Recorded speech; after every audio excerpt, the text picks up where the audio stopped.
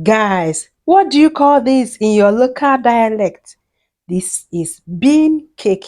It is made from beans. This is the best beans suitable for this. And my, all other beans can go well with this, but we have a special kind of beans for this meal. If you want it to come out so perfect, request for this particular one. Okay, any other beans can make it, but there is a particular one made for akara or kose, depending on what you call it in your local dialect. We'll be enjoying this with pap. This is ogi. Okay, it is made from corn. So let me show you how I made this. I used dried bean flour. Okay, this makes it easy for me whenever I want to enjoy this meal. I don't need to start removing the bean skin and of course grinding it. Okay, once it is in this powdered form, it makes it easy for me, and this is what I do. I'll be adding water to this water shouldn't make it very light consistency because you are not making moi moi. If you are making moi moi, the consistency can be so light. But this is bean cake, so the consistency should be in between light and thick. Okay, I'll be leaving this to rest for about 20 minutes after adding the water. This is because it is powdered form. I will allow this to rest. Look at the consistency, guys. It is not too watery. I'll be leaving this to rest for about 20 to 30 minutes. While this is being done, I'll be chopping the pepper I will use for this. This is a very simple meal. We don't need so much ingredients, okay? Before you know it, this is ready. I'll be cutting this into smaller chunks because I want to see these pepper chunks in my bean cake. Next is onion. I'll be chopping this into smaller chunks as well. If you'd love bigger chunks in your bean cake, you can leave it to be bigger, okay? I love mine to be just little chunks of pepper and onion. Next, we move back to the bean flour that is resting in water. Look at it now. It must have swollen just a little bit. I'll be adding this into my mortar.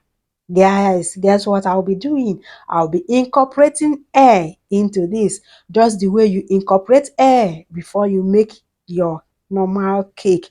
The aim is to incorporate air, okay? The more air you incorporate into your bean cake, the better it turns out. So I'll be incorporating air as long as I wish.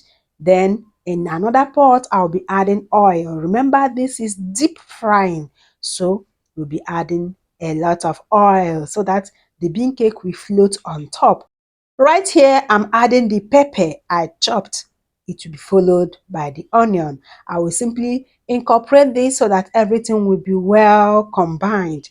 Once it is combined, I will head back to my oil. I love to flavor my oil. Sometimes I add onion, sometimes it can be ginger or garlic. This makes my oil to have some kind of flavor that I love. If you love it this way, go for it. Once this oil is hot enough, I added the onion. Then I'll be adding salt. This salt should just be to taste. I added it when I'm ready to start frying, okay? If you are making large quantity, don't add salt in all of them at the same time. When you're not ready to start frying, I'll be tasting for salt. If there's need for salt, you can add more.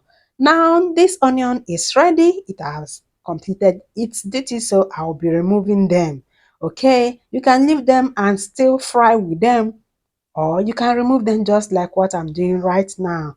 Once this is done, this oil should be hot enough by now, okay? Make sure this oil is hot enough. If it is not hot enough, this batter will just scatter inside the oil. If it is too hot, the bean cake will be done very fast. So the outside will be done quite okay, but the inside will still be raw. You don't want that, okay? Make sure the oil is hot enough and then start adding your butter little by little, one after the other. You can use anything to scoop this into the oil. I use just a little spoon because I want my bean cake to be small.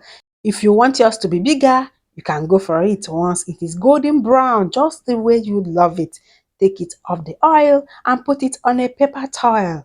This will make it to drain the oil on it, just like what you can see now.